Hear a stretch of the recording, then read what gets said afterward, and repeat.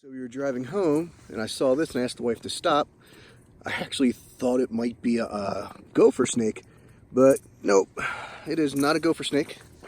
We are looking at a gorgeous rattlesnake. You know, I really can't tell if this is a western diamondback or Mojave. I mean, his tail is kind of coon-tailed, but his pattern is just beautiful. Look at this thing.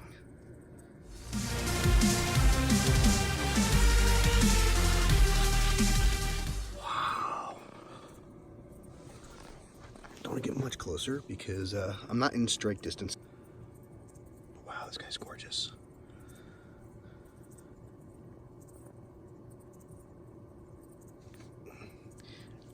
And he's barely rattling at me because I'm keeping my distance and not posing a real threat to him.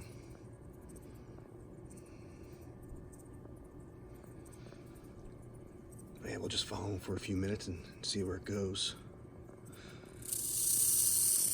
I guess I scared it.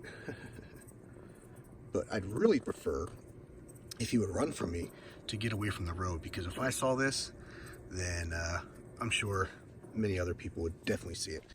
Because most of the people that live around me don't quite have the same appreciation for wildlife that I do. Many other people would definitely see it.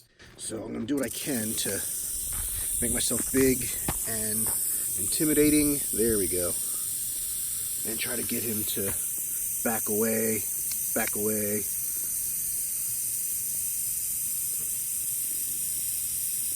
All right, I am not intimidating enough.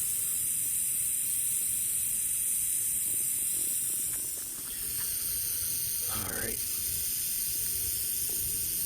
So clearly, this little guy is definitely not happy with my presence. You know what? While I've got the opportunity, I'm going to take a slow motion video of his tail. This is going to be great.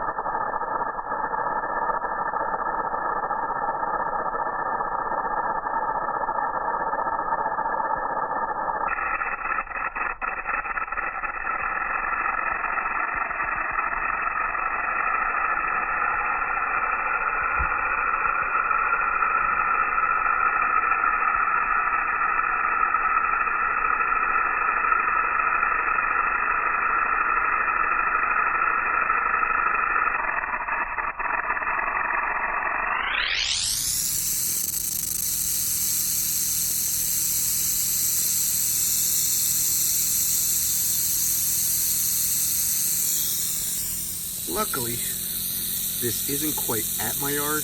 We're a few blocks from the house, but this is an amazing enough find. It's only the second time that I've seen a wild rattlesnake in Arizona. Not being able to identify this snake in the field did give me some pause, of course. So when I came home, I had a look at my books, and I used this view right here to help definitely identify this animal. The skinny black stripes compared to the white stripes on his tail, as well as the facial markings, are what helped me determine that this was a Mojave rattlesnake instead of a western diamondback. As you can see with this moving western diamondback, the black and white stripes are roughly even. Our new friend here clearly has much more white than black on its tail. On the face just below his eye, there's three stripes. A light stripe, a dark band, and another light stripe. Well, that third light stripe goes pretty far back on this specimen here, whereas on a western diamondback, that back stripe would go down at a steep angle and kind of kiss the corner of the back of a western diamondback's mouth. Also, earlier in this video, there are some headshots where you can see just a few block-shaped scales in between the large scales on top of its eyes versus a bunch of tiny scales which is what you would see in a western diamondback. And now we'll end this video with a little more slow motion action. Thanks for watching.